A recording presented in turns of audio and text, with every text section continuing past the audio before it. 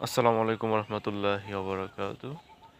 বর্তমানে আমাদের মা বোনরা এরকম একটি নেশার মধ্যে পড়ে যাচ্ছে, যার কারণে আমাদের দুনিয়াবি মহামারী আসছে। যেরকম আমাদের মা বোনরা অশ্লীলতা ছড়াচ্ছে, সোশ্যাল মিডিয়ায় তারা বিভিন্ন ভিডিও আপলোড করছে, পুরুষদেরকে আকৃষ্ট করছে, ফিতনা ছড়াচ্ছে। এটা কিন্তু জাহেলি যুগের মতো, ঠিক আছে? জাহিলি যুগেও কিন্তু এরকম ফিতনা ছড়াচ্ছিল মহিলারা। তখন আল্লাহ তাআলা বিভিন্ন গজব দিয়েছিল, মহামারী দিয়েছিল।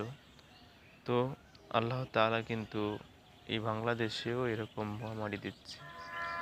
আমরা হয়তো অনেকেই টের পাচ্ছি না। এরকম বিভিন্ন রোগ ব্যাধি, বড় বড় রোগ ব্যাধি দিচ্ছে মানুষকে, যেটা আসলে চিকিৎসা সেটার মনে হয় নাই।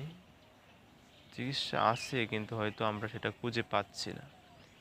যেরকম বাতাসে একটি ভাইরাস ছড়াচ্ছে, শিশুদেরকে বিশেষ করে এই ভাইরাসে আক্রান্ত করছে। এটা কিছুটা গাম্মাছির মতো, কিন্তু সেটা লাল হয়ে যায়, যেখানেই হয় লাল হয়ে যায়। তো এই রোগ থেকে আল্লাহ তাআলা যেন আমাদেরকে হেফাজত করেন।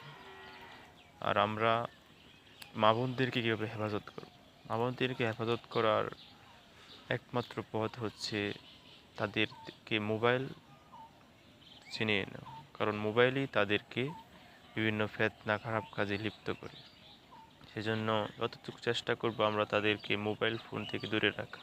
সবাই ভালো থাকবেন। আসসালামু আলাইকুম।